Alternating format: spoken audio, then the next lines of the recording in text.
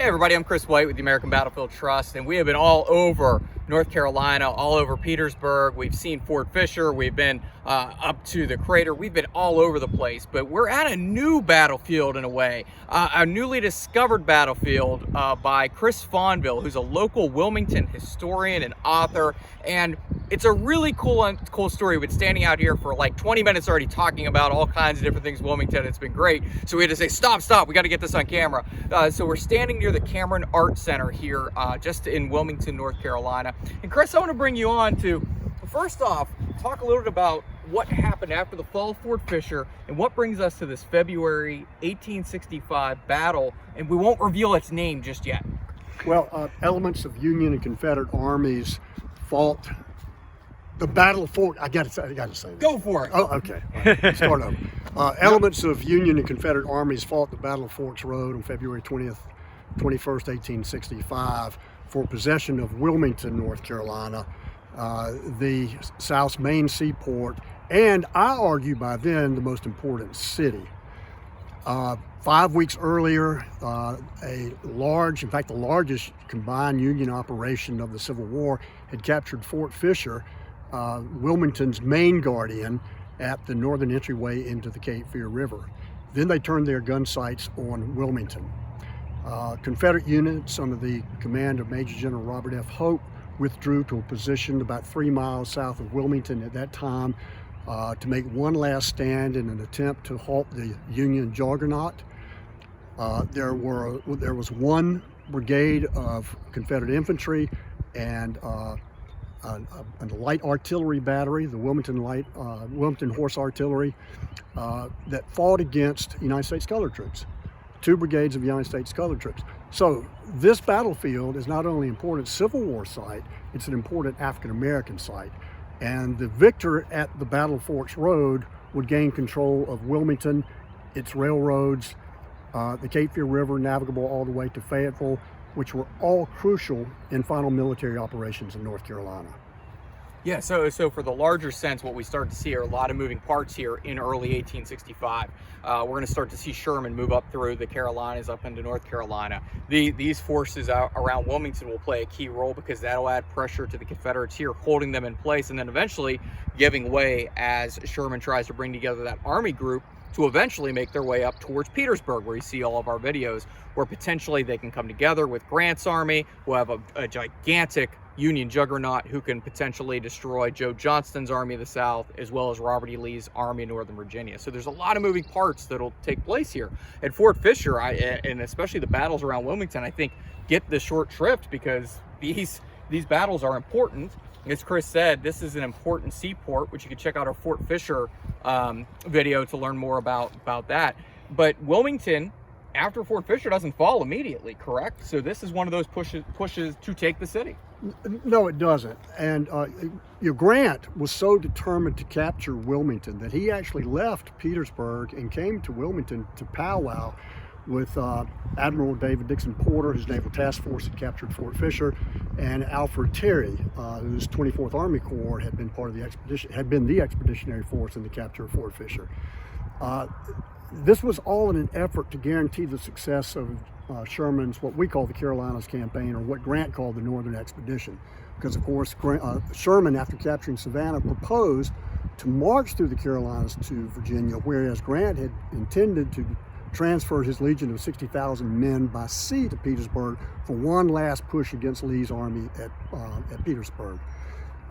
But having given the approval for Sherman's Northern Expedition, Grant wanted to assure its success by giving him a haven halfway between Savannah and Petersburg where Sherman could retreat in case he got into trouble, because he didn't know what kind of resistance he would meet in North Carolina, or from where Grant could send reinforcements and supplies to Sherman if he could make it into North Carolina.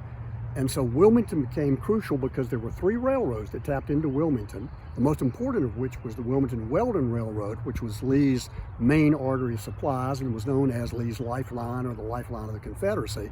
But there were also railroads that went west and south.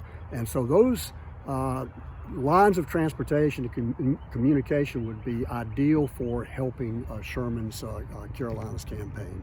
So that's why Grant, indifferent to the first Fort Fisher attack, became heightened in his interest in capturing Fort Fisher in 1865. And that's why, even after they captured Fort Fisher, they moved on Wilmington to capture the city for its railroads and for the river. And you're with the American Battlefield Trust. I'm Chris White with Chris Fonvielle, and we're talking everything Wilmington here in Wilmington, North Carolina. And I think, excuse me, pollen this time of year. I think it's important to point out the Wilmington's also not on the Atlantic proper. The city's not right on the Atlantic, but you have the Cape Fear River, which actually is going to split a peninsula off where you have Fort Fisher, you have Fort Anderson. So you have to make, or at least if you're the Union, take into consideration, you might have to move up both the peninsula as well as that piece of land, the mainland, towards Wilmington. And is that what's happening here? Yeah, Wilmington is actually 9 miles west of the Atlantic Ocean. However, it's on the Cape Fear River, which is the only river that flows directly into the Atlantic Ocean in North Carolina. It was separated by Bald Head Island. The mouth of the river was separated by Bald Head Island and a line of shoals called Frying Pan Shoals. So there are actually 2 entryways into the Cape Fear River, which was just ideal for the blockade running trade. More blockade runners smuggled supplies from Europe into the Confederacy by way of Wilmington than all the other Confederate cities. And that's why, as early as January of 1863, Robert E. Lee said, Wilmington must be defended at all hazards.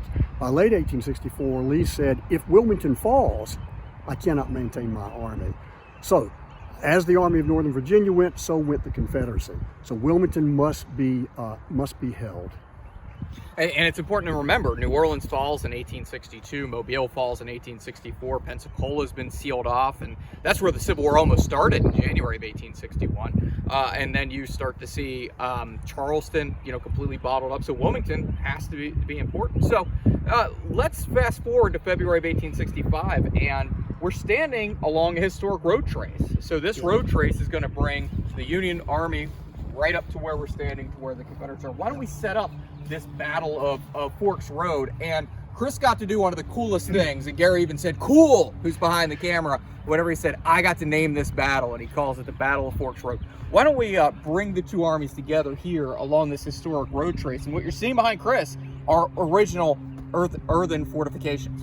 Okay, well, Fort Fisher, which was at New Inlet, the northern entryway into the Cape Fear River, was captured by federal forces in mid-January of 1865.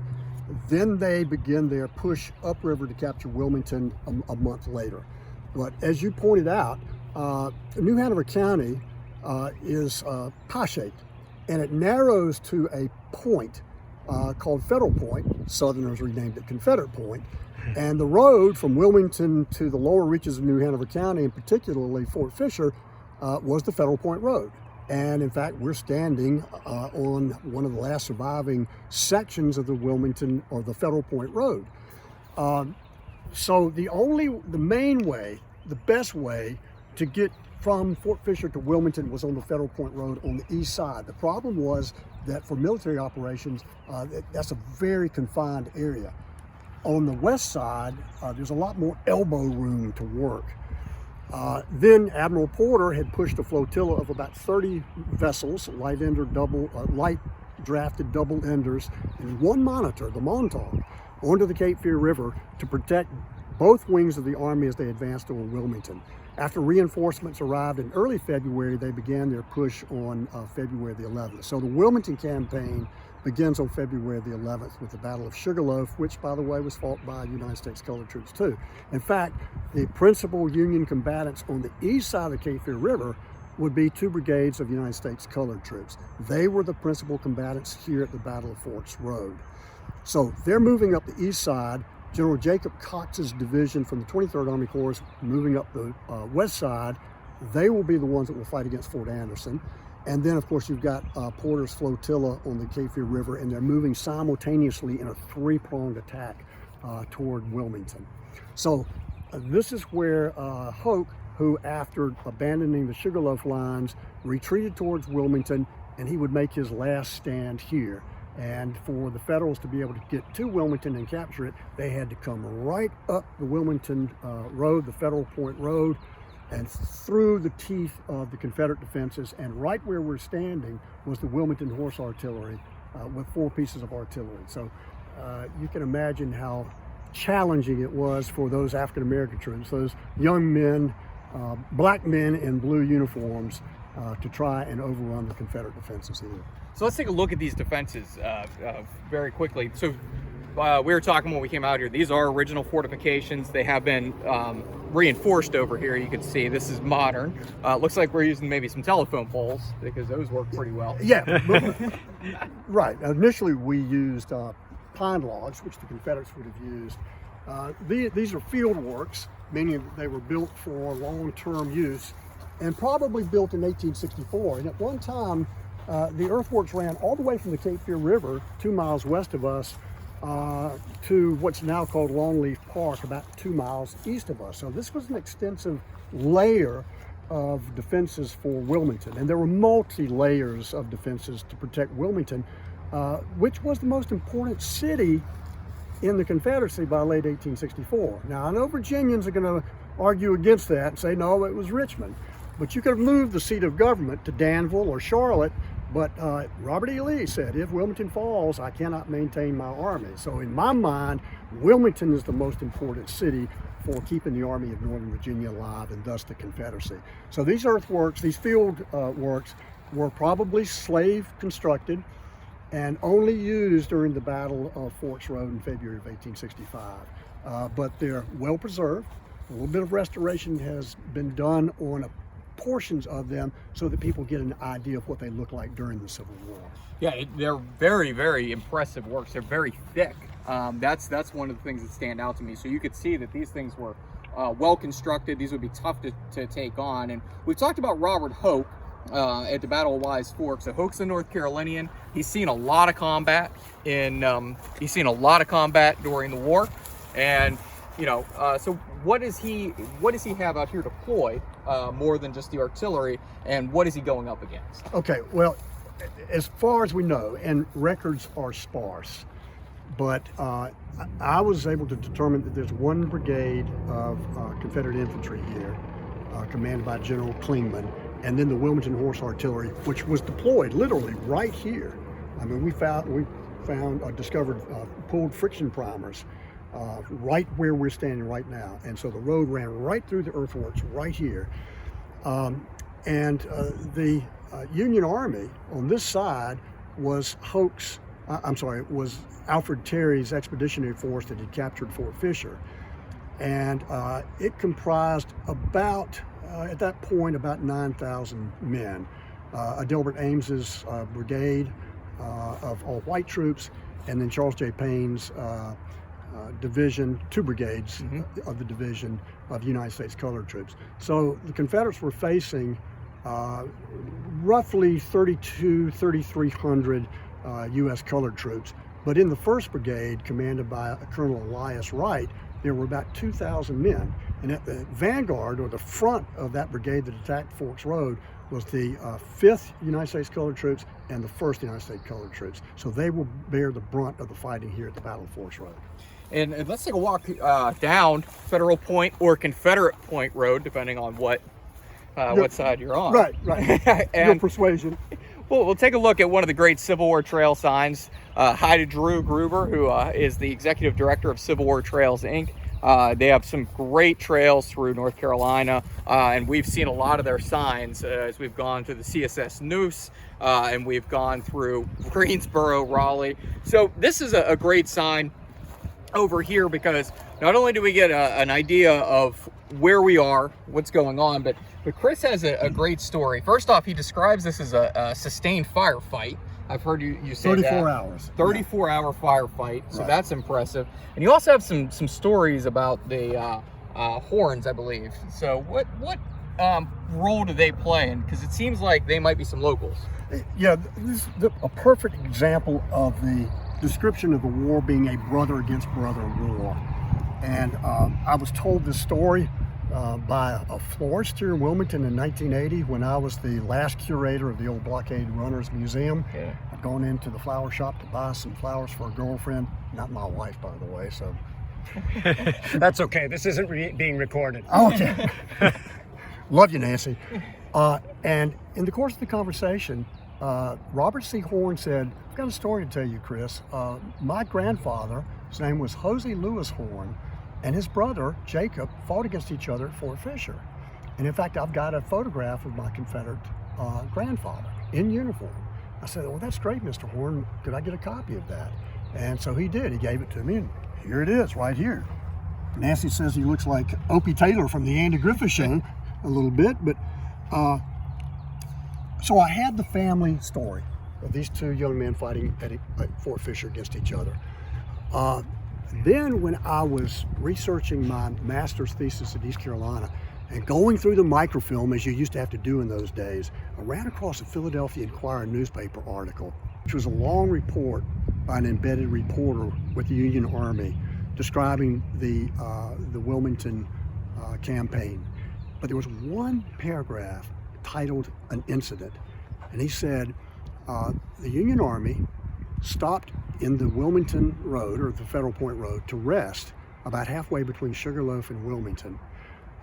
And a young soldier asked permission to step out of the line and visit a house by the roadside. When his commanding officer said, what business do you have at that house? He said, it is the residence of my parents and the home of my boyhood. And the reporter went on to say, soon the boy was clasped in the arms of his overjoyed mother, who said, your brother was here yesterday. He stopped to say goodbye as the Confederates marched past here. That mother, the reporter said, had a son in both armies. And that gave a lot of credence to the story, the oral tradition, because the Horn family home was exactly halfway between Sugarloaf and Wilmington on the Federal Point Road. It would have made sense that the Union brother, Jacob, would have stopped to say hello when the Union Army marched past the house, and the day before, Hosea Lewis Horn would have stopped to say goodbye as the Confederates retreated towards Wilmington and then into the interior of the state and towards the Battle of Bentonville. So, perfect example of the brother against brother war. And by the way, both brothers survived the war. Both returned to New Hanover County. And depending on who you ask among their descendants, they either got along great or they never spoke to each other again for the rest of their lives. Great story. It's a fantastic story. So let's wrap up the battle here then, and just talk about the preservation efforts, how you discovered this. So first off, 34-hour sustained firefight. Who gives up the fight here? Will it be the Confederates or the Union? Yeah. Well, first of all, a World War II veteran brought me to this site in 1980. He had discovered that there had been a firefight here, but had no idea what had taken place. So I started to explore the battlefield, and then when I went off to work on my graduate studies, first at East Carolina and then University of South Carolina, I was able to piece together the story of the battle. I named the battle. Confederate correspondence by Hope from the battlefield was from Crossroads or Forks Road, and I just thought Forks Road had a nicer ring to it than Crossroads. So the battle had no name. I named it the Battle of Forks Road, and that stuck 40 years later. I'm proud to have played a role in the preservation of this battlefield. The firefight went on for about 34 hours, but the Union Army also probed further to the west to try to find a weaker spot where they could breach the Confederate lines, and that didn't happen. Finally, General Braxton Bragg, who commanded the Department of North Carolina, ordered the evacuation of Wilmington in the early morning hours of February the 22nd. And so this position was abandoned. And then the Union Army moved through the lines. The USCTs, of course, victorious at the Battle of Forks Road, and then they moved into Wilmington in the early morning hours of February the 22nd, which they considered a good sign because that was George Washington's birthday. And then, of course, the Confederates would retreat into the interior of the state, where they would join with elements of other Confederate armies, Joseph Johnston's army, to try and stop Sherman's advance through the Carolinas to join Grant in Virginia. And out here, Chris, you know, I know that we're right beside the Cameron Art Center. Cameron Art Museum. Art Museum, Yes. sorry. Yeah, so you're right in Wilmington today. At the time of the war, this was not downtown Wilmington, but Wilmington has grown like many of these cities. So what's one of the efforts going on out here? I see we have a sign right over here talking about a new memorial that they're planning. Yes. Fortunately, the landowner, the late Mr. Bruce Cameron, philanthropist, just a great guy. He was his great uncles were Hosey and Jacob Horn. And so he had a personal stake in the preservation of this battlefield, as did I. I fought the second battle of Forks Road in attempting to preserve the battlefield, as did others. I'm not taking credit alone. So fortunately, he persuaded the museum staff to promote and interpret the site. The site staff, led by Ann Brennan, Heather Wilson, Dan Pope, and others, have done a great job in holding regular commemorative events here, including United States Colored Troop reenactors. And now they've taken on a more ambitious plan, or more ambitious project, of constructing a memorial to United States Colored Troops, which is being done by an African-American artist named Stephen Hayes, and it will be dedicated on November the 13th of 2021. And it is a magnificent piece of artwork. So they're excited about that, and those young men who fought at the Battle of Forks Road, those black men in blue, will be forever commemorated here. That's a fantastic story. Chris, thank you for what you've done here in the Wilmington area, not only just at Forks Road, but elsewhere, to bring the story to us. And I know you have a book here, yes. So we want you to head over and purchase 2 copies. You should have 2 copies of every book that you have, because that helps to line our pockets as authors. No, that's a joke, because believe me, you can't buy anything with our royalties. But you need an office copy and you need a field copy. Chris, what's your book? Well, we're all historians and authors. There's no money in writing history books. We do it for the love of it. This is the only monograph that's ever been done on the Battle of Forks Road. It's called Glory at Wilmington. So I pay tribute mostly to United States Colored Troops and their role here at the Battle of Forks Road. And it's available on my website or through the Cameron Art Museum. And it tells the complete history of the Battle of Forks Road and the importance of Wilmington. And by the way, 46 days after Wilmington fell, Lee surrendered to U.S. Grant. So his ominous and dire warning came true. One of those dominoes that just keeps falling, it seems, for the Southern Confederacy. And if you want to learn more, too, about the Battle of Forks Road, you can check out our board member, Kate Kelly's website. Gary, what's her blog? America Comes Alive. It's a full-on website. It's a full-on website. She has some great stories over there. And also, America Loves Dogs. Yes, America loves dogs, and so does Kate, and so do I. So we want to thank Chris for... Everybody loves dogs. Yeah, there's even movies about it.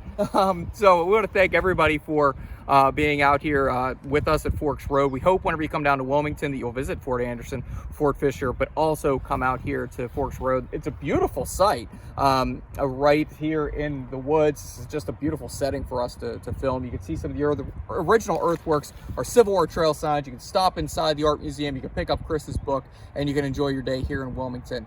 For the American Battlefield Trust, I'm Chris White. Gary Edelman behind the camera. Chris Fonvielle, thank you very much for joining us. Please share this with your friends, with your family, and thank you for supporting battlefield preservation.